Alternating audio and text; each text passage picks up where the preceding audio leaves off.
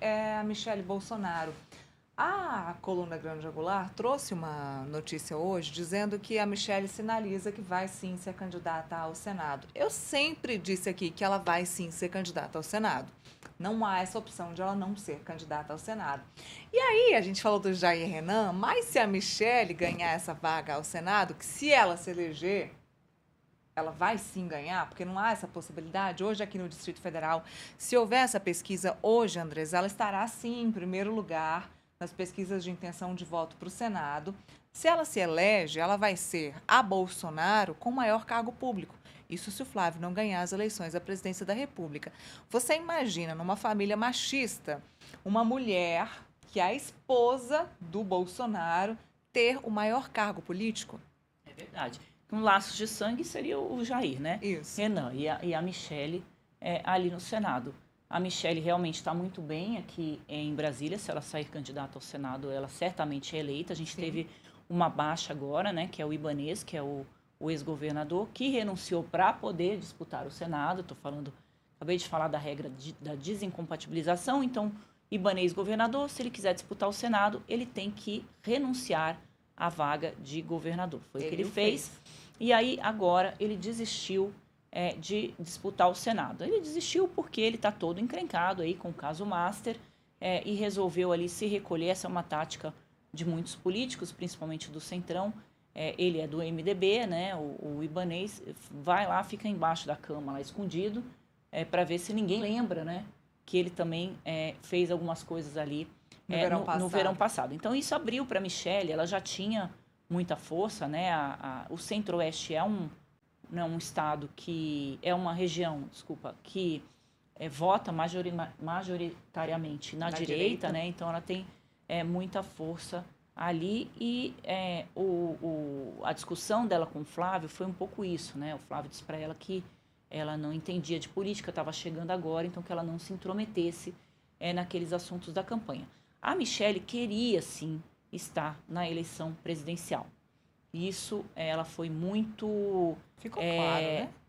instigada, principalmente pelos irmãos dela, que estão em São Paulo com o Tarcísio de Freitas, e ela fez ali um movimento para ser vice do Tarcísio, né? Tanto que ela chegou a dizer publicamente que o Tarcísio tinha muita experiência e tal.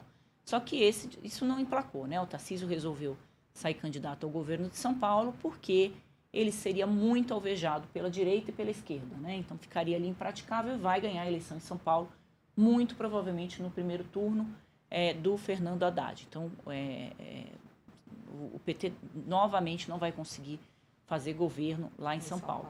Então, sem o Tarcísio, a Michele já ficou fragilizada com relação a uma disputa presidencial. Depois ela colocou na cabeça que ela poderia ser a cabeça de chapa, até porque as pesquisas colocam a Michele com um bom número, seguraram ali. A Michele, peraí, querida, não, né? Neste momento, não. Então, uma aposta agora que se faz, que ela poderia ser vice do Ronaldo Caiado, numa composição caso o Flávio abandone a disputa.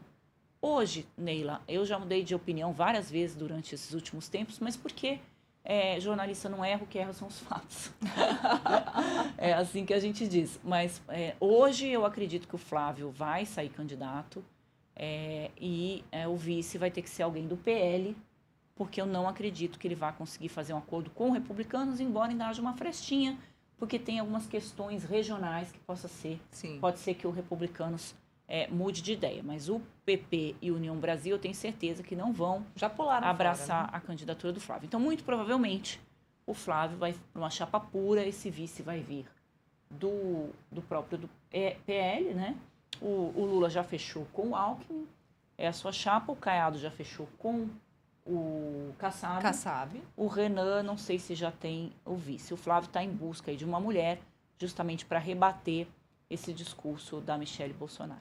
Michele, que virá pelo Senado, como eu disse, então tem grandes chances de ser eleita e ser eleita como número 1 ao Senado aqui pelo Distrito Federal. Lembrando que aqui no Distrito Federal ainda temos Bia Kicis, candidata ao Senado, também pelo PL, as duas numa dobradinha feminina ao Senado pelo PL do Distrito Federal, Bia Kicis, que conta com o apoio da Michelle, inclusive a Bia que estava com muito receio da Michelle não vir, porque a candidatura da Bia ao Senado estava completamente atrelada ao apoio da Michelle Bolsonaro. Aí elas vão ter uma bancada, por isso que eu falo que é o michelismo. É o michelismo. Michelle, Bia Kicis e Damares, né, já é um número de mulheres ali que se impõem na política, não pelo fato de terem por trás os seus maridos. Elas realmente ganharam uma luz própria na política. Né? A Bia teria condições muito facilmente de ganhar uma eleição e de ser uma grande, uma enorme puxadora de votos para o PL na Câmara dos Deputados. Ela puxaria fácil 2, 3 deputados para o Valdemar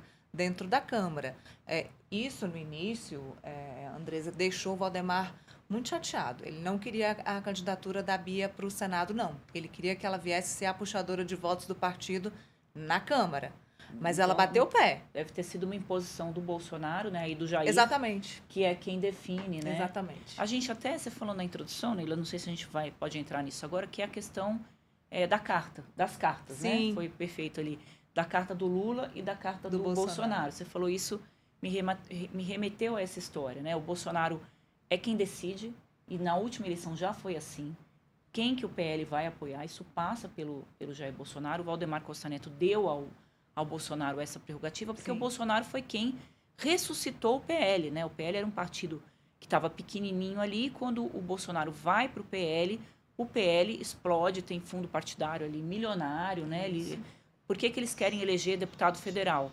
Porque é com o deputado federal que se calcula a quantidade de dinheiro público que o partido vai ter para poder se estruturar, né? Então, acho que tem a arte, né, Neila, das cartas aqui para a gente ver. Na minha época tinha papel de carta. Hoje em dia eles escrevem assim num papel que tinha cheirinho, papel de carta. Na minha época também. Também? Era. Tá vendo como eu não sou tão velha? Vamos lá, deixa eu ver aqui, ó. Por que Lula poderia divulgar cartas preso e Bolsonaro não? Primeiro que a situação processual era diferente. Naquele momento, 2018, a execução era provisória da pena. O Lula foi condenado, mas foi depois. Naquele momento, era uma prisão provisória. Então, ele podia, sim, se manifestar. Comunicação escrita, a Justiça reconheceu o direito de manter uma comunicação com o mundo pelas correspondências. Não havia decisão proibindo o uso indireto e direto de redes sociais. A carta em favor de Fernando Haddad foi divulgada durante a campanha eleitoral, quando a propaganda já era permitida. No caso do Jair Bolsonaro, a situação é diferente. Ele já foi condenado de forma definitiva. E havia também uma determinação do ministro Alexandre de Moraes proibindo qualquer tipo de comunicação por redes sociais, tanto dele quanto redes sociais de terceiro.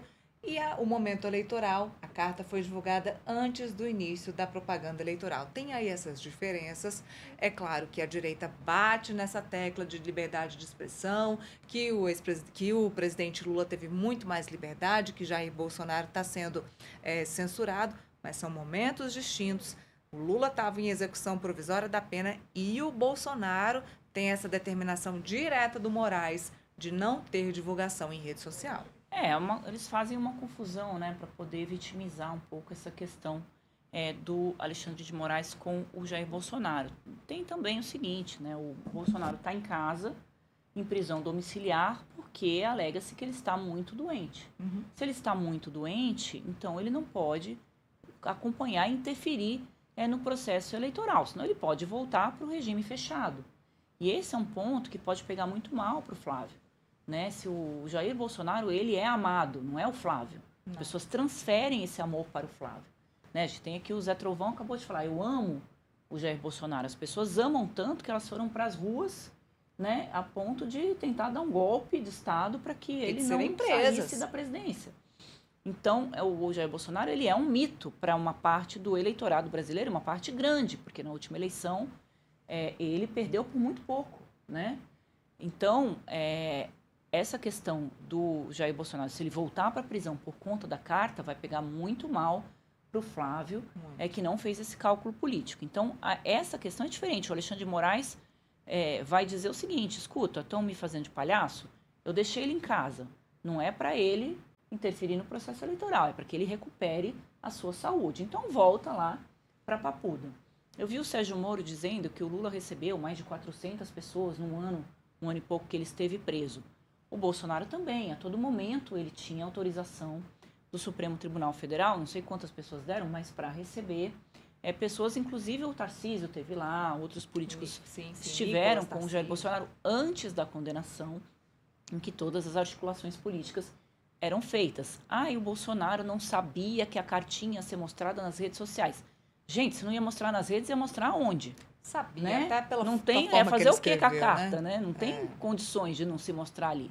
Então, foi uma jogada deles, talvez calculada, né? De que era preciso, naquele momento, reforçar a candidatura do Flávio Bolsonaro, mesmo que isso possa ensejar na volta do Bolsonaro para a Papuda. Acho que eles não devem ter feito esse cálculo. Mas, enfim, se esse era o cálculo, não surtiu muito efeito, porque o Caiado foi lá e avacalhou com tudo e falou, então ele vai ser um presidente da República que vai governar pelas cartinhas do pai. Então, aí fragilizou ainda mais, né, a presença do Flávio Bolsonaro como alguém que possa dirigir, né, uma máquina chamada Brasil. Teve um momento que o Jair Bolsonaro se esqueceu que não podia publicar nada em rede social, mas teve duas pessoas que foram muito bem lembradas, que fomos nós duas. A gente foi muito bem lembrada que Jair Bolsonaro não podia publicar nada em rede social e não participou da estreia do Contexto Metrópolis, que vai fazer um ano. Na próxima terça-feira a gente vai comemorar. Foi a entrevista não vista de maior audiência da história, né? Exatamente. A entrevista não vista de maior audiência da história do Brasil. E foi quando o ministro Alexandre de Moraes fez questão de lembrar a Jair Bolsonaro que ele não podia publicar nada nas redes sociais. Moraes prejudicou aqui a nossa estreia, mas pelo menos foi uma estreia que todo mundo ficou esperando. Exatamente. Né, naquele momento. O ex-presidente Jair Bolsonaro foi condenado, você goste ou não, há uma decisão judicial quanto a isso. Não houve uma anistia da parte do presidente Lula. Eles esperam eleger o Flávio para que isso ocorra e para que ele possa voltar para a vida política. Decisões judiciais, você pode discordar, mas não há como ir contra elas depois que elas chegaram à última instância, né? Muito bem, olha, nosso tempo acabou. Te agradeço demais pela participação aqui comigo, minha parceira. Eu adorei estar aqui, um abraço.